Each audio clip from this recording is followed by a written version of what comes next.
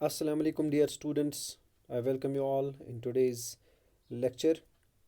Today we will discuss about what are the different branches of legal system. So as you know, the criminal law deals with the crimes. It is one of the branches of a legal system, but there are other branches of legal system such as civil law cases or civil law that deals with the civil cases. Let's try to understand the difference between the criminal law and the civil law. Criminal law. Criminal law deals with the conduct or acts that the law defines as offense, for example, theft, harassing a woman to bring more dowry and murder. जैसा कि criminal law की हम बात करें, criminal law mostly deal करता है crimes के साथ और लीगल सिस्टम ने कुछ चीज़ों को ऑफेंस का नाम दिया है। ऑफेंस मतलब होता है जिसको हम क्राइम भी कहते हैं, यानी कोई ऐसा एक्ट जिससे दूसरों को नुकसान हो या दूसरों को तकलीफ़ हो या दूसरों को कोई इंजरी हो, दूसरों को कोई हार्म हो, उसको हम ऑफेंस कहते हैं और उस पर्सन को ऑफेंडर कहते हैं। जैसे चोरी करना, थेफ्ट, किसी की प्रॉपर्टी चुराना, किसी के पैसे चुराना, किसी की कोई चीज़ चुराना, तो ये नुकसान है, किसी को नुकसान पहुंचाना। हैरेसिंग ए वुमेन, वीमेन के साथ ज़ोर ज़बरदस्ती करना डाउरी के लिए या किसी और चीज़ के लिए, या फिर किसी का मर्डर करना। तो क्रिमिनल लॉ इन चीज़ों के साथ डील करता है। इसके अलावा क्रिमिनल लॉ किसके साथ डील करता है?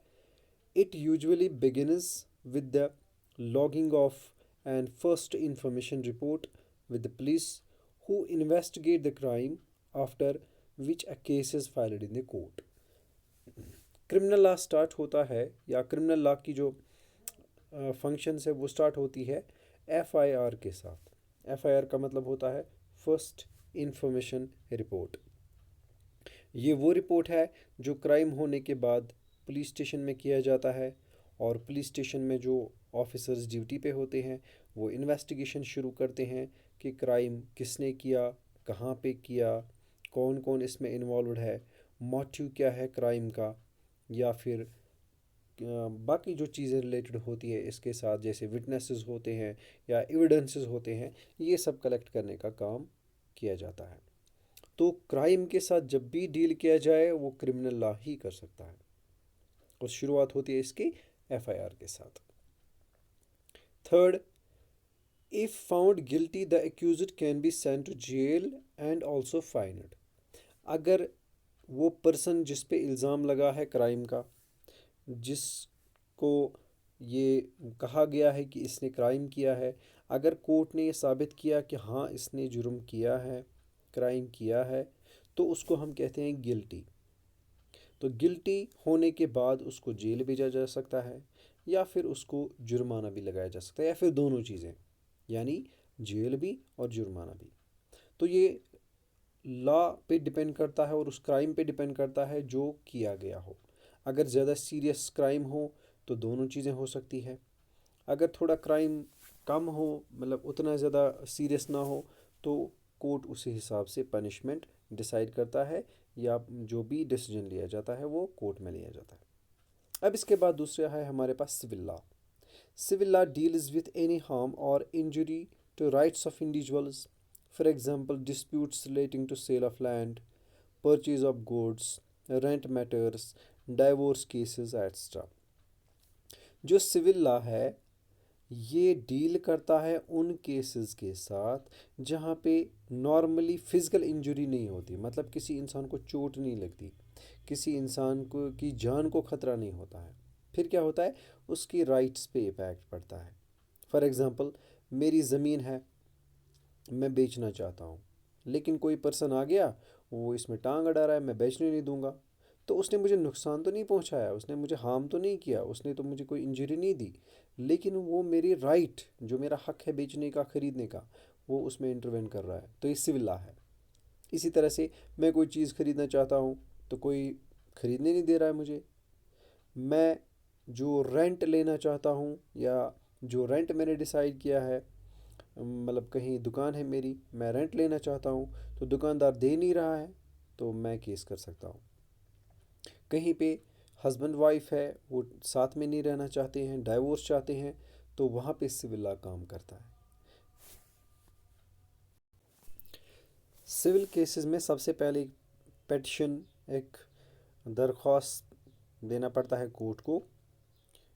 जो भी जिसने भी कोई नुकसान किया हो या जिसके अगेंस्ट फाइल केस करना हो, तो उसको हम बोलते हैं पेटिशन। पेटिशन का मतलब ही होता है कि आप ज़रा इस केस को देखिए कि मेरे साथ ऐसा हो रहा है, किसी तरह का कोई नुकसान हुआ है। So in a rent matter either the landlord और a tenant can file a case. Landlord होता है वो पर्सन जिसकी ज़मीन हो, और टेनेंट होता है वो जो उस ज़मीन में सिर्फ काम करता है। तो काम करने का वो मुआवजा भी देता है लैंडलॉर्ड को, जिसको रेंट कहते हैं। तो जब भी इन दोनों के बीच में कोई डिस्प्यूट हो रेंट से रिलेटेड, तो ये क्या कर सकते हैं, दोनों में से कोई भी केस फाइल कर सकता है। तो जिसको भी नुकसान हुआ है, जो भी जिसको भी लग रहा है कि मेरे साथ इनजस्टिस हो रही है, मेरा जो राइट्स है उस पर इम्पैक्ट पड़ गया है, तो वो वहाँ पे केस फाइल कर सकता है। तो कोर्ट क्या करता है, the court gives the specific relief asked for instance in case between a landlord and a tenant the court can order that the flat to be vacated and pending rent to be paid. तो rent का मामला सिर्फ land पे नहीं होता है, rent का मामला कहीं दुकान पे भी हो सकता है, या किसी रूम, जो अगर आपने रूम लिया है या किसी ने रूम लिया है कहीं पे किराया पे, वो वहाँ पे रह रहा है, या कोई फ्लैट लिया है किराए पे, तो उस मामले में उसको लैंडलॉर्ड के साथ यानी मालिक के साथ कोई डिस्प्यूट हुआ है, तो दोनों में से कोई भी फाइल केस कर सकता है। और फिर कोर्ट डिसीजन दे सकता है दोनों को सेटिस्फाई करने के लिए, कोशिश करेगा कि दोनों को सेटिस्फाई किया जाए। और ऐसी सिचुएशन में कभी वो कह सकता है कि जो ये फ्लैट है उसको खाली किया जाए, और फिर जो बाकी रेंट है वो आप इसको पे कीजिए।